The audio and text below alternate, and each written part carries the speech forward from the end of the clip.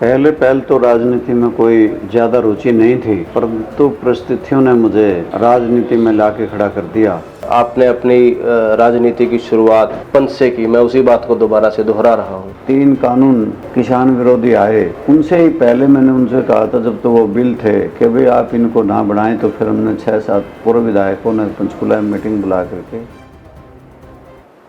नमस्कार, मैं अमनदीप सिंह। आज ट्रू स्कोप मीडिया के माध्यम से चौधरी रामपाल माजरा जी हमारे साथ हैं। मंझे हुए खिलाड़ी हैं, इंडियन नेशनल लोकदल के हरियाणा के प्रधान हैं रामपाल माजरा जी। बहुत बहुत धन्यवाद। आप बड़े ही मंझे हुए खिलाड़ी हैं राजनीति की। आपने राजनीति की शुरुआत बड़े हायरार्की के तरीके से की। आप पंच बन के आते हैं, सरपंच बन के आते हैं, विधायक बन के आते हैं, मुख्य संसदीय सचिव बन के आते हैं। आपके राजनीतिक सफ़र के बारे में आप कैसे इसको लोगों को बताना चाहेंगे? ये सही है कि मेरा मन नहीं था, परिस्थितियों ने चुनाव लड़ाई, पहले पंच का, फिर पहले सरपंच का, फिर पंच का, फिर एमएलए का। ये सारा कुछ घटनाक्रम अकस्मात ही हो गया। इसका कोई ना कोई कारण तो होता ही है। शुरुआती दौर में खुद राजनीतिक तौर से कोई परिवार में भी नहीं था, परंतु परिस्थितियों ने राजनीति में ला दी। और मैं आपके ही अवस्था में मैं चौधरी ओम प्रकाश चौटाला के संपर्क में आ गया था। फिर उनका आना जाना भी रहा और राजनीतिक तौर से उन्होंने मुझे कई पदों पे बिठाया भी और साथ साथ में मुझे राजनीतिक तौर से पूरे हरियाणा में घुमाया भी, जिसकी वजह से मुझे फिर विधायक के लिए भी चुनाव लड़ाया, जिताया और इस पार्टी में सक्रिय रखा। आपके जब भी वक्तव्य सुनने को मिलते हैं, देखने को मिलते हैं, आप बड़े शायराना अंदाज में बहुत सारी गहरी बातों को कहे जाते हैं। ये तो परमात्मा की देन होती हैं। कोई सारी ज़िंदगी भर तक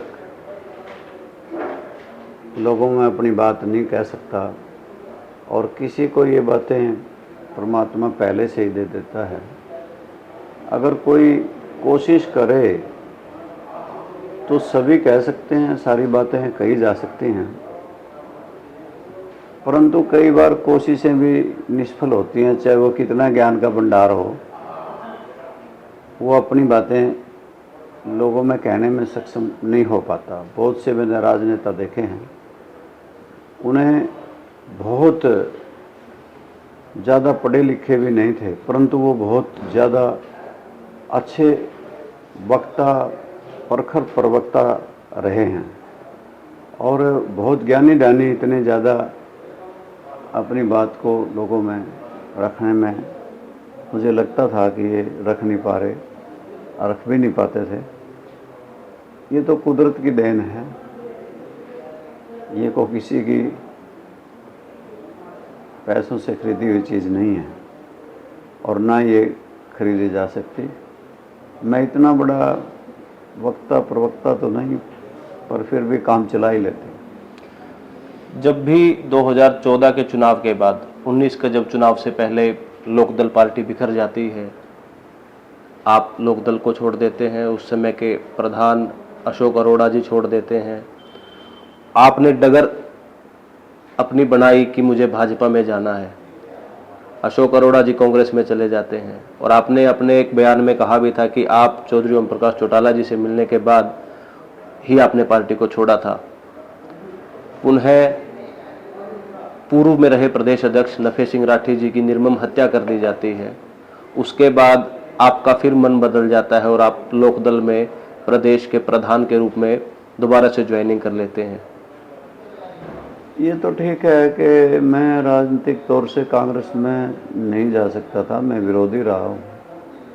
हमारा चौधरी ओम प्रकाश चौटाला, चौधरी देवलाल हमेशा कांग्रेस विरोधी रहे थे। हमारे विचार भी उनके विरोधी थे और हमारा उन दिनों ये मन भी था कि भारतीय जनता पार्टी का तो वक्तन फक्तन हमसे समझौता रहा है और उनसे हम रह कर उनके साथ रह कर के राजनीति ये कांग्रेस विरोधी कर सकते हैं। 100 करोड़ा जी को कुछ ऐसी थी कि उनका क्षेत्र शहरी था, उन्होंने इसको मुनासिब समझा कि कांग्रेस में जा जाए।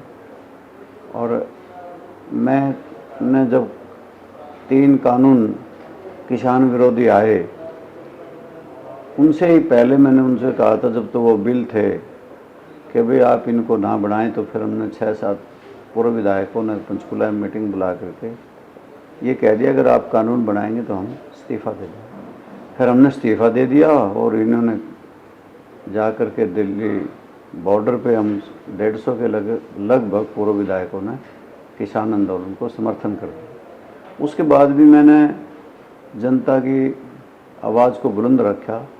वक्तन फ़क्तन जो घोटाले हुए, लोगों की दिक्कतें आई, बिजली पानी गई, और सरकार में बैठे लोग दोनों हाथों से प्रदेश को लूट रहे थे, तो अपनी आवाज़ गांव-गांव में भी जा कर के और मंचों से भी उठाने का काम किया। और मैं लगातार लोगों के साथ संपर्क में रहा हूँ, चाहे मैंने चुनाव लड़ा चाहे ना लड़ा, मैं उनके दुख सुख में शामिल होता रहा हूँ और उनके साथ ही मैं ज़्यादा समय गुजारता हूँ। आप बता रहे हैं कि कांग्रेस के आप धुर विरोधी रहे हैं, लेकिन 19 में लोकदल पार्टी को छोड़ने के बाद कुछ समय के लिए ही सही चर्चाएं ये भी थी कि रामपाल माजरा जी उचाना हलके से कांग्रेस की टिकट के दावेदार, प्रबल दावेदार के रूप में आपका नाम भी चला है। और हाल फिलहाल में भी कुछ सुनने में आया था कि उचाना से वीरेंद्र सिंह जी जब तक पार्टी में नहीं आए थे उस समय तक भी आपका नाम लगातार चल रहा था। चर्चाएं सारी सच नहीं होती। मैंने कभी अपने आप को कांग्रेस का उम्मीदवार उचाना से ना माना और ना ही मैंने कभी सोचा। अब भी बहुत से लोग कहते हैं मुझे कि आप उचाने से लड़ो, परंतु मैंने कभी कांग्रेस से लड़ने की उचाने से नहीं सोची। मैंने तो चाहे मेरी तैयारी कलैद से और चाहे उचाने से हो, बिन कांग्रेस के सोची है। अभी कांग्रेस में तो बिल्कुल भी नहीं। और इस हिसाब से मतदाता भी और मेरे साथी भी मोस्टली इस मन के थे कि हमें अपनी तैयारी रखनी चाहिए। आप तैयारी में तो लगातार हैं 2019 के बाद से। अब चौधरी अभय सिंह चौटाला जी आए थे, आपकी रैली थी 1 तारीख की, और आपका नाम तो वैसे बहुत पहले ही डिक्लेयर हो चुका था कि चौधरी रामपाल माजरा जी कलायत से लोकदल के उम्मीदवार होंगे, लेकिन गठबंधन के बाद भी वही नाम बरकरार रहा और कई नामों पे और आपके नीचे हस्ताक्षर थे क्योंकि आप प्रधान हैं पार्टी के। अब आपकी तैयारियां कैसी हैं? तैयारियां तो निरंतर लोगों से संपर्क में रहने की वजह से रहती है, और ये पार्टी का फैसला था दोनों दलों का, बहुजन समाज पार्टी और लोकदल पार्टी का। उन्होंने कह दिया, अन्यथा तो मेरा तो मन यही था कि मैं फ़िलहाल अपनी तैयारी रखूं, जैसे हालात होंगे उसके मुताबिक फैसला ले लिया जाएगा। और विशेष तौर से उस कलैत की मंडी में जो हमारा कार्यकर्ता मिलन समारोह था वो बेहतरीन था। उसके चर्चे हर की ज़ुबान पे हैं आज भी। उसको बहुत अच्छे ढंग से लोगों ने लिया है और ये लगा कि जो लोग कहते थे कि उनका लगता नहीं को निर्मूल हो गए हैं, अब उन्होंने ये समझ लिया इसके बाद कि वो भी कहीं ना कहीं खड़े। तो अब लोकदल का वो काडर जो कहा जाता था कि इनको अगर कोई ब्लेड मारेगा तो नसों में भी हरा खून निकलेगा, क्या वो लगातार बना हुआ है लोकदल के साथ? परिस्थितियाँ बदलती रहती हैं, हालात बदल जाते हैं, हर जगह ही कोई ना कोई असंतोष, असंतुष्टि आ जाती है। वो नहीं, मैं मानता वो ज़माना नहीं रहा जब कभी लोकदल के कार्यकर्ता के खून में हरा रंग कह रहे हो आप था। अब तो पार्टी के बिखराव के बाद बहुत से साथी हमारे विभिन्न राजनीतिक दलों में चले गए। आप देखेंगे भारतीय जनता पार्टी में बहुत से साथी आज हमारे लोकदल के में ही उनकी विचारधारा आगे बढ़ी है। आज वो कोई एमपी हैं, कोई मिनिस्टर हैं। भारतीय जनता पार्टी हमारे ही नेताओं से फुल है। और कांग्रेस पार्टी में भी आप देखोगे हर तीसरा लोकदल में रहा हुआ पूरा विधायक है, और वो सारे के सारे टिकटों की कतार में हैं। हमारी तरफ से जो लोग गए, वैसे तो विचारधारा का बिखराव हुआ कि लोकदल परिवार बिखर गया, उसके दो जगह विचार हुए। फिर लोगों को इस बात का भी एहसास हुआ कि अब इतनी लोकप्रियता नहीं रही, इसलिए यहाँ की बजाय ठिकाना राजनीति में कोई और ढूंढा गया। उन्होंने, किसी ने भारतीय जनता पार्टी को चुन लिया, किसी ने कांग्रेस को चुन लिया। मैं ये नहीं कह रहा क्यों चुना, मेरी तो उनके प्रति सद्भावना है कि वो जहाँ हैं फलें फूलें। राजनीतिक पार्टी का बिखराव हुआ, उसमें सबसे कड़े आरोप दिग्विजय चौटाला और दुष्यंत चौटाला जी ने कहा कि आपका और अरोड़ा साहब का मुख्य भूमिका थी पार्टी के बिखराव में।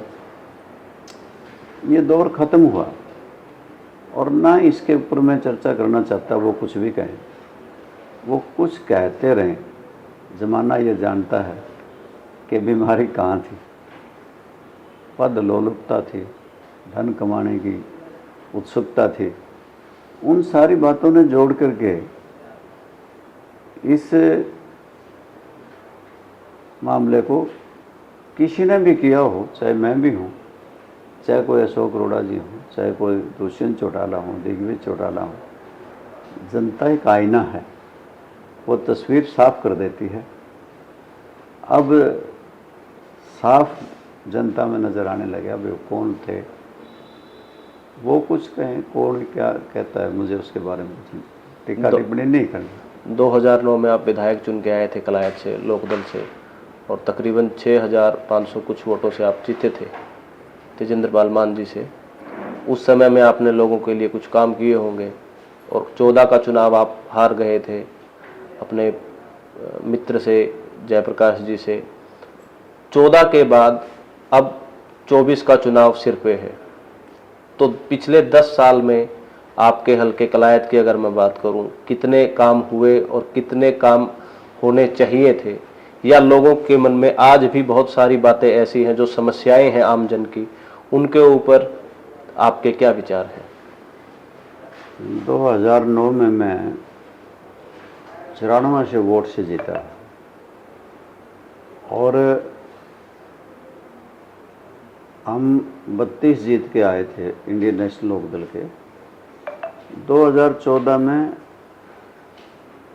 चुनाव हार गए। हार और जीत एक सिक्के के दो पहलू हैं। राजनीति में सदा सदी किसी की नहीं लिखी। बड़े बड़े दिग्गज मैंने हारते देखे, जिनकी तूती पूरे देश में बोलती थी, बल्कि 7 समुद्र पार तक बोलती थी, वो भी आ रहे हैं। लोकतंत्र है। परंतु मुझे दुख है 2014 का कि मुझे बहुत तैयारी में था, मैं बहुत संतुष्ट था। वो चुनाव मेरे दल के लोगों ने मुझे हराया था और नेताओं ने हराया था। टिकट मुझे 5वीं लिस्ट में दी गई थी और साथ साथ में पार्टी के दिग्गज नेता ये कहते फिर रहे थे कि इसको वोट दें, और उनके समर्थक भी यही कह रहे थे। जब पार्टी में इतना ज़्यादा मामला ख़राब हो जाए तो फिर दिल टूट जाता। फिर भी दिल को संजो के रखा। 2018 लिया। 2018 में जो बंटाधार हुआ आपको पता ही है, और जिस ऊंचाइयों को चौधरी देवीलाल ने छुआ, देश के शीर्ष नेता थे, बदलाव की आंधी थी, लोगों के जज्बात उनसे जुड़े हुए थे। उसी चौधरी देवीलाल और चौधरी ओम प्रकाश चौटाला ने भी अपना मुकाम मुख्यमंत्री का हासिल किया। जिस मुकाम के लिए बहुत हरियाणा प्रदेश के दिग्गज यूं ही चले जाएंगे, वो तमन्ना पूरी नहीं होगी, परंतु आने वाली पीढ़ी ने सारा बंटाधार कर दिया। वो कौन हैं कौन नहीं हैं ये फैसला लोग कर देंगे।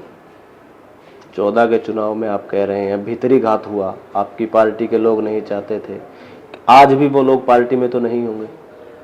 अब है नहीं और अब को गिला भी नहीं रहा, क्योंकि राजनीतिक दलों को देखता हूँ, एक को टिकट मिलती है, बाकी के सब खिलाफ करते हैं। मेरा पहला अनुभव था कि मेरे साथ पहली बार हो रहा था। अब तो मैं देखता हूँ कि 29 कांग्रेस के हैं, टिकटार्थी हैं 29, एक को मिलेगी बाकी खिलाफ ही करते हैं। बीजेपी की एक को मिलेगी बाकी खिलाफ करते हैं। अब तो एक ट्रेडिशन सी बन गई है, रिवाज बन गया है, और रिवाज को हमारे वाले ने भी निभाया होगा। देखम देख निभाई देता आदमी, इसलिए अब कुछ महसूस नहीं होता। अभी कलायत के लोगों की जो समस्या है उनको लेकर आपका क्या कहना है? ठीक है, आपने कहा है कि क्या विकास होना चाहिए था। विकास सबसे पहले शिक्षा का होना चाहिए, चिकित्सा का होना चाहिए। और हमारे इलाके में विशेषकर पीने के पानी की बड़ी भारी समस्या है। पीने तो कोई भी नलका ला के पी ले, परंतु शुद्ध पानी की उपलब्धता हमारे यहाँ नहीं है। हमारा राजौंद का क्षेत्र है जिसमें राजौंद है, बिरथेबारी, बीर बांगड़े, खुरड़े, रेड़ा माजरा, रेड़ा, इनमें हेपेटाइटिस हमेशा फैला ही रहता है। उसका मुख्य कारण है कि पानी स्वच्छ नहीं है। कई बार कैंप भी लगाया, हेल्थ डिपार्टमेंट भी आया, परंतु वो बढ़ता ही चला जाता है। और भी बहुत से लोगों में नहरी पानी की समस्या है, और नहरी पानी की समस्या और के साथ साथ हमारे यहाँ सबसे ज़्यादा ये है कि रोज़गार की, हमारे यहाँ रोज़गार नहीं है, बड़ी बड़ी इंडस्ट्री हमारे है नहीं, और सरकार ने नौकरियाँ बंद की हुई हैं। इसलिए हमारे वालों का नंबर तो बहुत ही कम आवा है। ले देगा एक फौज थी, अग्निवीर भर्ती करेंगे, 4 साल में रिटायर हो जाएंगे, ना कैंटीन से सामान होगा, ना पेंशन होगी, वो भी हमसे छीन के ठेके पे दे। अब तो नौजवानों में एक ट्रेंड आ गया है कि हरियाणा प्रदेश की धरती से मोह भंग हो गया। अब तो वो डोंकी वीज़ा लेके जान थैली पर रख के 7 समुद्र पार जाके अमेरिका, कनाडा, ऑस्ट्रेलिया जैसे देशों में नौकरी करने की उन्होंने ठान लिया। उन्हें कोई मोह ममता माँ बाप के उस लाड प्यार से भी नहीं, रीजन में पाले पड़ोसा, क्योंकि पेपर लीक हो जाते हैं, पेपर तैयारी करने वाले रह जाते हैं, पेपर लीक करवाने वाले नौकरी लग जाते हैं। इसलिए हमारे यहाँ पे सबसे ज़्यादा समस्या बेरोजगारी। हरियाणा में कोई मुख्य समस्या जिसको आप देखते हैं जब आपकी सरकार यदि आती है तो सबसे पहला काम होता है कि हरियाणा प्रदेश में एक सतलुज जमुना लिंक नहर बहुत लंबे समय से खाली पड़ी है जी। यहाँ के एक मुख्यमंत्री ने एक और नहर खाली, सूखी नहर खोद दी। यहाँ सूखी नहर खोदने के बहुत रिवाज हैं। हमें सतलुज जमुना लिंक नहर के पानी को लाने की प्रयास करने चाहिए, और ये नहरें का नेटवर्क जो हमारे पास एग्जिस्टिंग सिस्टम है, इसको स्ट्रेंथन करना चाहिए। ये मैं देखता हूँ कि हरियाणा प्रदेश का इतने लंबे समय के बाद भी अलग से हाई कोर्ट नहीं है, वो बनना चाहिए। अलग से हमारी राजधानी बननी चाहिए, और चंडीगढ़ में हमारा हिस्सा कायम रहना चाहिए। और विशेष तौर से गांव-गांव में हमारे पुराने रीति रिवाज के मुताबिक चौपाड़े हैं, थाई हैं, अब वो सिस्टम बदल रहा है। आजकल मैरिज प्लेस बनने लगे हैं। गांव में भी इस प्रकार के कम्युनिटी सेंटर शानदार स्थापित करने चाहिए, ताकि उनमें शादी संपन्न हो सके, और सत्संग घर भी होने चाहिए, ताकि महिलाएं उसमें सत्संग कर सकें। धन्यवाद चौधरी साहब, आपने अपना कीमती समय दिया ट्रूस्कोप मीडिया का। धन्यवाद।